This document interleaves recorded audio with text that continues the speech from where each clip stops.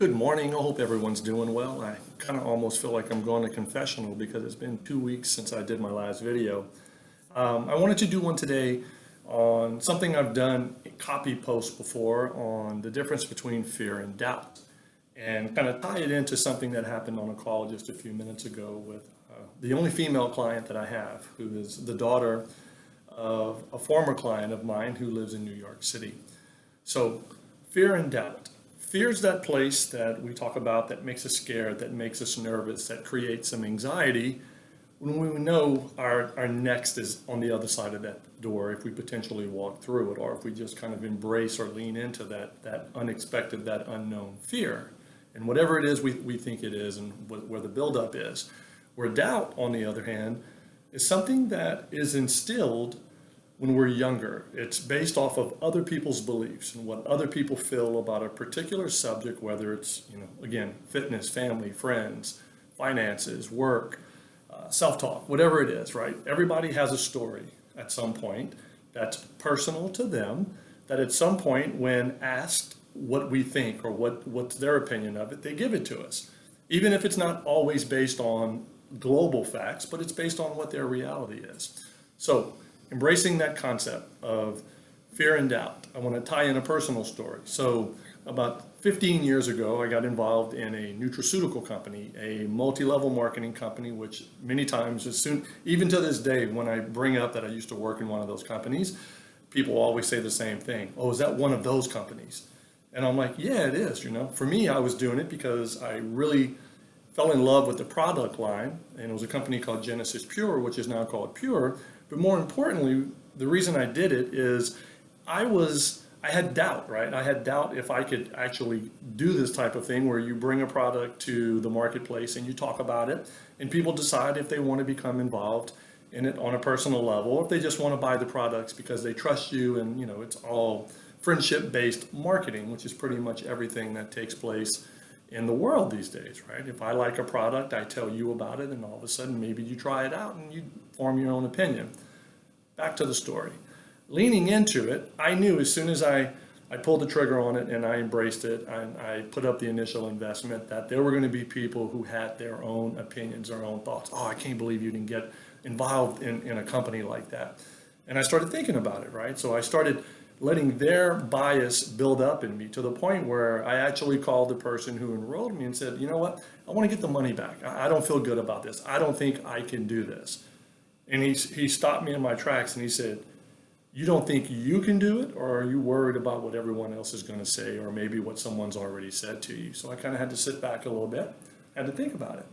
And the reality of it is I was worried about what other people would think instead of trusting my own instincts, leaning into this and trying to figure it out. Because, when faced with a puzzle, you figure out what the missing pieces are and you kind of put it together and it makes sense.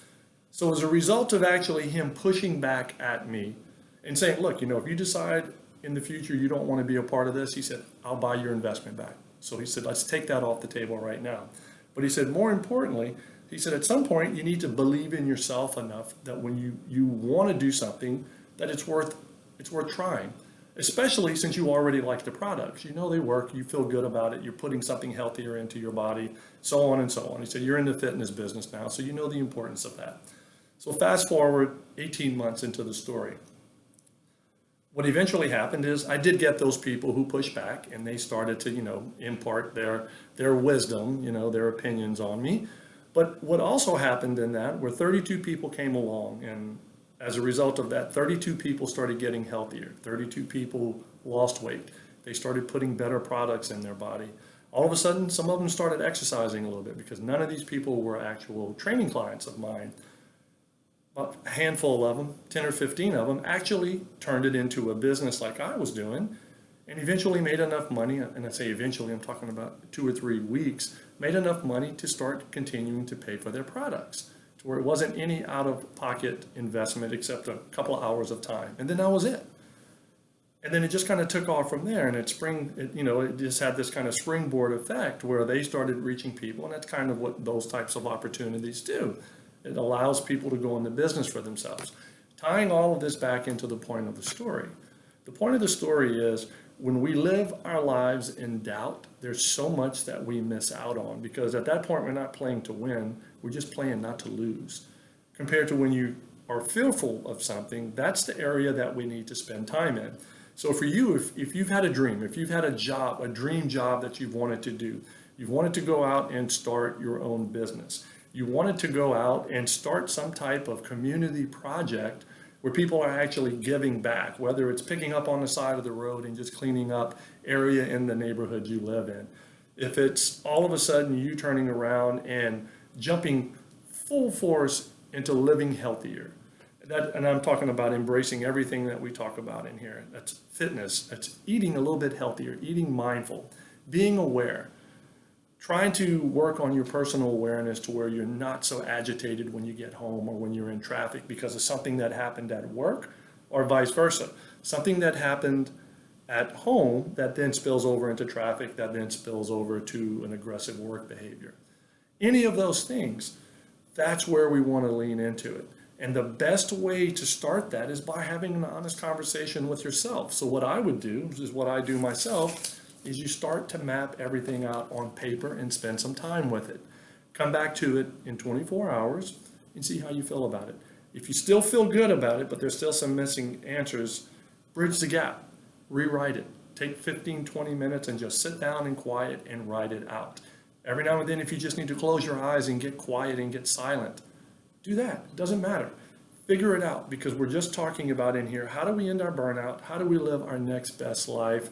And how do we just fill in the gaps to getting one step closer to breakthrough? That's it.